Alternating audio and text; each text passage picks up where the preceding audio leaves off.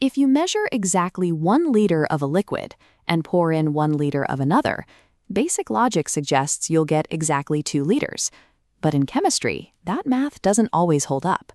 Depending on what you mix, the final volume might be slightly more or slightly less than the sum of its parts. The anomalies go beyond volume. Some mixtures spontaneously absorb heat from their surroundings until the container feels freezing to the touch, while others release energy so quickly the liquid begins to boil without an external heat source. These macroscopic changes, expanding volumes and sudden temperature shifts, are the outward signs of an invisible, microscopic tug-of-war. The molecules of the two liquids are constantly negotiating how closely they want to interact. By identifying whether these molecules naturally push each other away or pull each other tight, chemists can accurately predict a mixture's physical properties before the two liquids even touch. To understand these rebels, we first need a baseline. In chemistry, this is the ideal solution, a mixture like benzene and toluene where all the molecules are perfectly indifferent to one another. Microscopically, this requires a precise balance. The attraction between two different molecules, A and B, must be exactly the same as the attraction between two identical molecules, like AA or BB. This behavior is governed by Raoult's law. As shown by this equation, the total vapor pressure of an ideal mixture is a simple linear calculation based on the concentration of each component. Because the molecular forces are perfectly equal, there is no tension when they combine. The data here shows that both the change in heat and the change in volume are zero. The liquids simply occupy the same space without reacting. If we plot this on a graph, the ideal baseline appears as a perfectly straight mathematical line. It's the predictable standard for how a mixture should behave. But while ideal mixtures make for neat math, they are rare in nature. Most chemical combinations are far more chaotic, frequently breaking the rules of the baseline. Mixtures that fail to follow the baseline are known as non-ideal solutions. The first type of rebellion is called positive deviation. This is triggered at the microscopic level. The A and B molecules have a weaker attraction to each other than they do to themselves. They are essentially trying to get away from one another.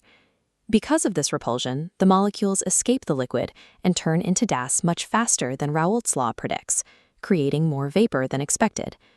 On the bottom left graph, instead of following the dotted ideal baseline, actual vapor pressure bulges higher, creating a curve. This repulsion changes the mixture. As noted in the middle column, volume expands, and the solution absorbs environmental energy to keep repelling molecules together. Ultimately, these weak intermolecular bonds force the solution to occupy more space and produce more pressure than the individual components would on their own.